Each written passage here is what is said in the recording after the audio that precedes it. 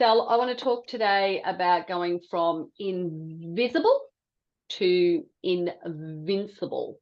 And it's about embracing ageless confidence. So I think as we age, many of us, especially women over 50, often feel like they're invisible in society. And this isn't new for many of us, because we may have experienced it when we were younger, and being overlooked and ignored in various types of situations can feel rather saddening. And I think as we grow older, this feeling can definitely intensify. And I think it's a big crisis when it comes to our own confidence in who we are. And I think what we need to do is flip the switch on this. And so I want to talk about this essence of ageless confidence. And the first thing that I want to talk about is this invisibility myth. So this feeling of being invisible isn't just about, I suppose, being physically overlooked. It can be a feeling of being undervalued, unheard, and even feeling like we're obsolete, that we're old dinosaurs in the world. And it seems like everything is prioritized towards being younger. But this invisibility is, I think, a myth that we can tell ourselves as well, because of the confidence that we have in ourselves. So if we are to flip that switch, what we want to focus on is how over the years we've accumulated lots of wisdom, lots and lots of experiences, lots of highs, lots and lows. I think we've also got this deeper understanding of ourselves and this world around us. We mightn't know the latest tech or anything like that, but we understand more about how things function in the world. And I don't think that these qualities that we gain as we're getting older, we should step away from, that we should be celebrating them. And I think that we should share them.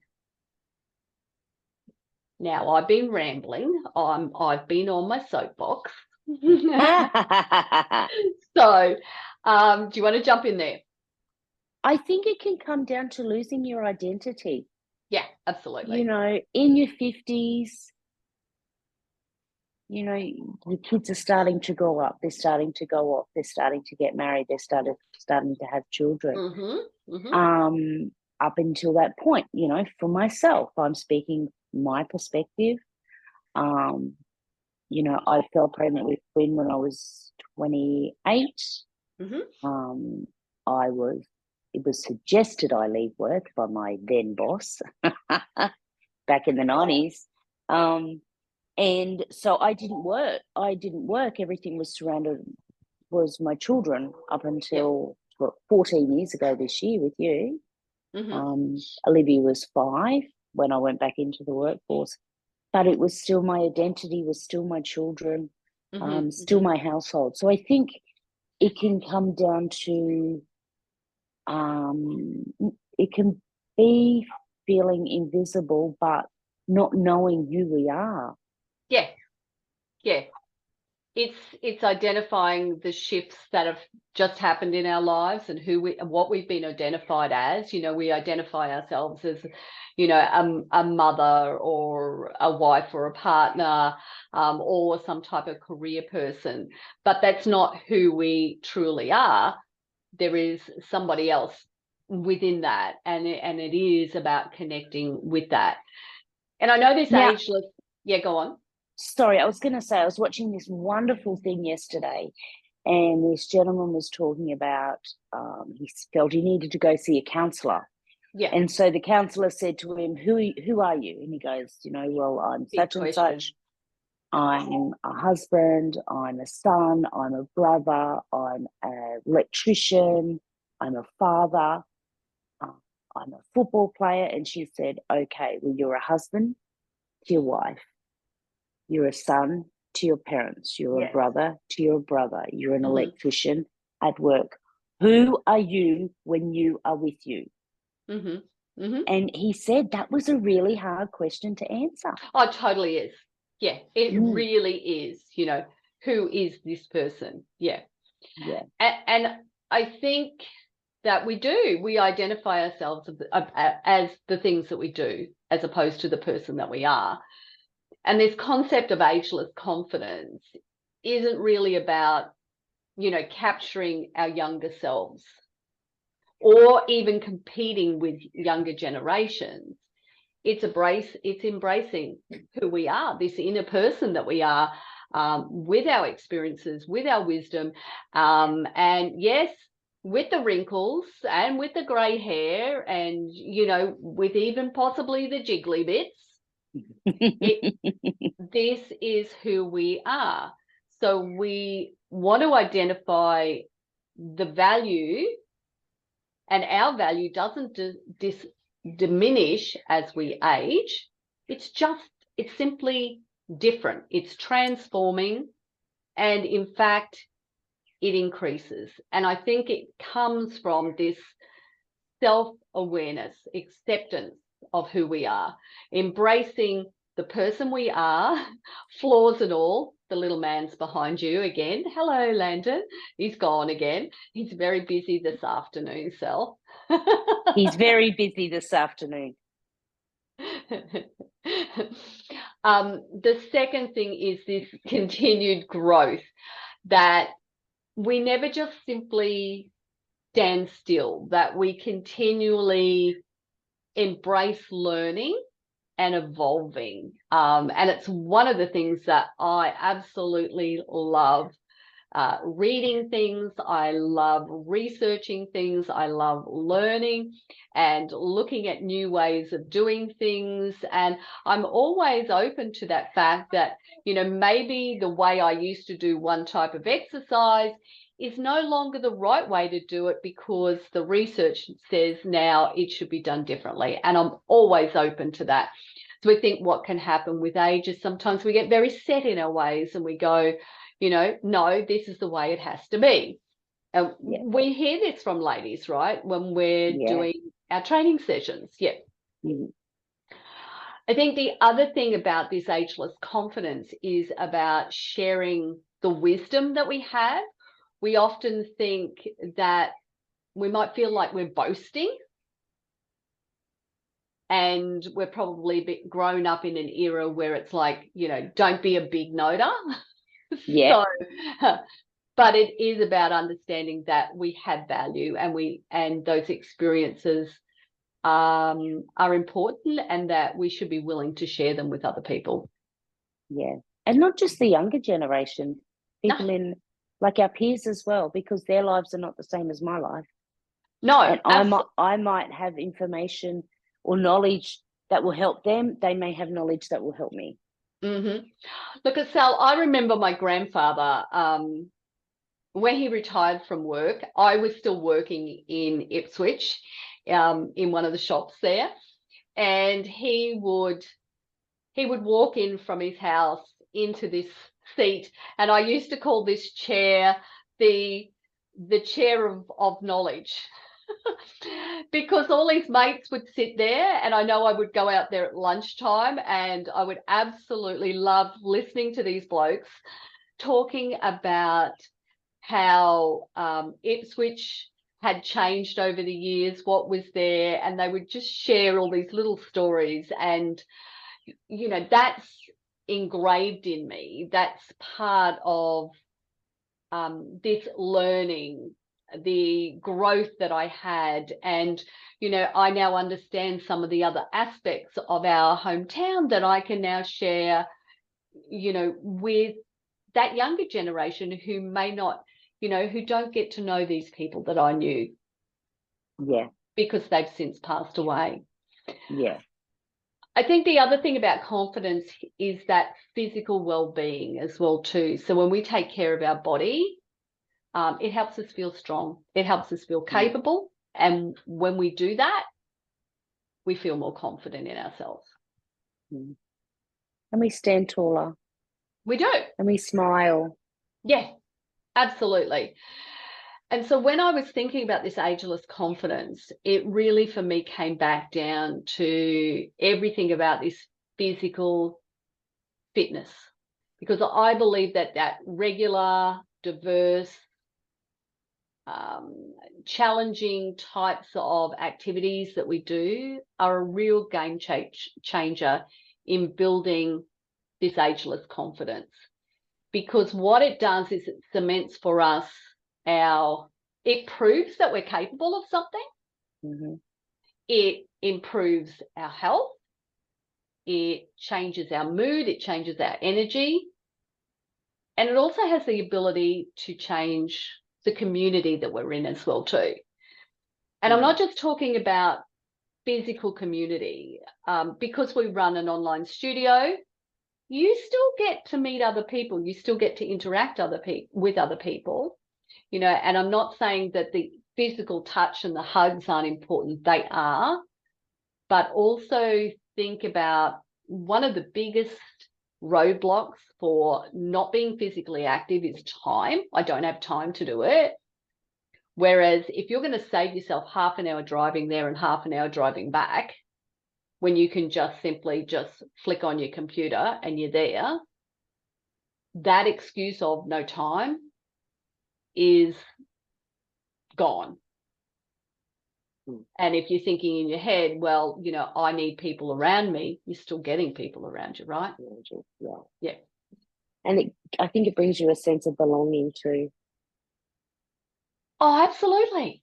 Yeah. Absolutely. And that's one of the things about aging, I think, is that we want to have that community around us, but we don't want that community to all be the same age as us either. We want them to be younger,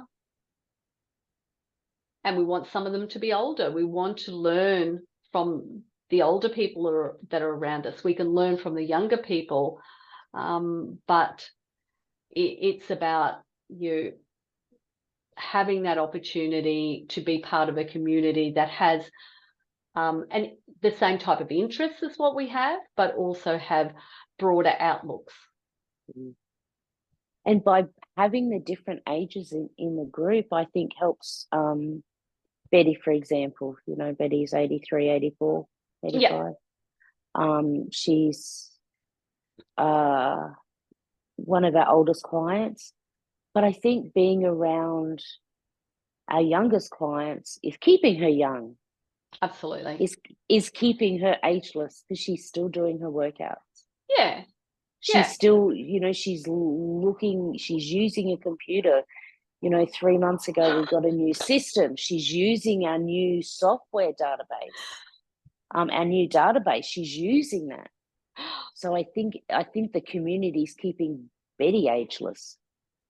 That made me remember, Sel, on Monday, I saw, you know, someone coming into the studio and I went, I don't recognize that because most of the ladies have had their devices named, you know, Sel's laptop or this or that. And I saw this name come out and I went, don't recognize that. Someone's on a new device. I'll have a look at who it is, you know, up it pops and I've gone, new phone, Betty. Yeah, I've been putting it off, but I dropped it and I broke it. So it forced me into getting a new one. And I said, look at you. Look at the picture. How clear is that? And she said, oh, I know. But how amazing is that? She's got a new phone and she's still coming into the studio because we know how hard it is to figure out how to bring up the studio on a new phone. Does your head in? But, you know, and if she has any questions, she asks you, she asks me, she asks her daughter, Wendy. Yep. And she's got this lovely friend, Letitia, around the corner from her, who's only in her 30s. And Letitia pops around and helps her out as well too. So, yeah. So, and when we were talking about that physical fitness, I think we have to go beyond the basics. So what happens is, and oh, look, I hear this all the time, you know, I'm super active. I walk and I do, you know, Pilates once a week, or I do yoga once a week.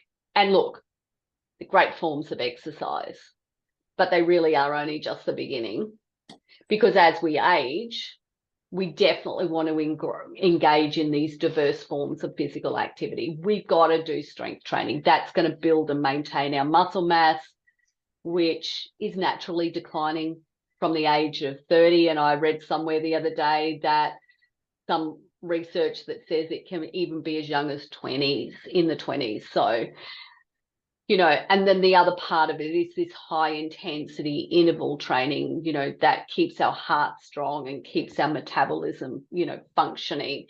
We want to work on balance exercises and our stability, because we want to reduce those risks of falls and be very stable and upright in our body.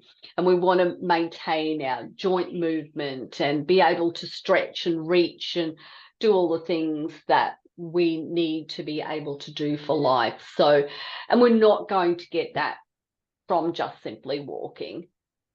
And I think it's very important to be honest with yourself when you say, oh, I'm super active.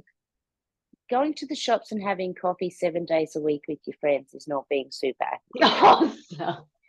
That's just busy. Yes, that's true. That's what I mean. It's just busy. Yeah. If you're out all day, every day, that's just being busy. You need to have that physical activity, as you said. Yeah. Look, and it's one of the things that I said to the ladies through the week on Monday, when we were talking about, you know, getting up and down off the ground and different types of exercises and everything. I said, look, you know, Mother Nature is just so nasty, because with age, it tells us it's okay to slow down, and, you know, it's all part of the aging process, but it's the exact time that we need to ramp it up. And I said, look, I know as a woman in my 60s that I'm fitter than a lot of women I know who are in their 60s. And I thought, yeah, look, I'm going great, right? And I am, for all intents and purposes. You know, I don't take any medication, you know, all my blood tests are great, all that type of stuff. So everything is going really well. But, you know, we were thrown into a situation where we have now got grandchildren living with us, and this is full time. We've got a 7 and an 8-year-old. Now, can I keep up with them? Yes, I can. And I would not have been able to do that had I have not been doing all of these things that we're talking about. So I was confident enough in myself that I could care for these kids, right? But I'm ever so grateful for the opportunity to do it. Some days more than others, I might say. But I am grateful, because what it highlighted was how I am naturally slowing down and hadn't been aware of it. And there's so much more that we do when we have these small people around us that keeps us physically moving throughout the day that we wouldn't be doing if we don't have them around.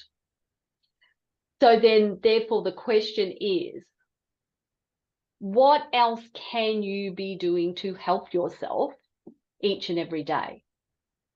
You know, yes, it's lovely to sit on a chair and read a book, but are you going to sit there all day? Or could you get outside and, you know, walk to the mailbox, or skip to the mailbox, or lunge to the mailbox, or whatever it happens to be? So, you know, what else can you do?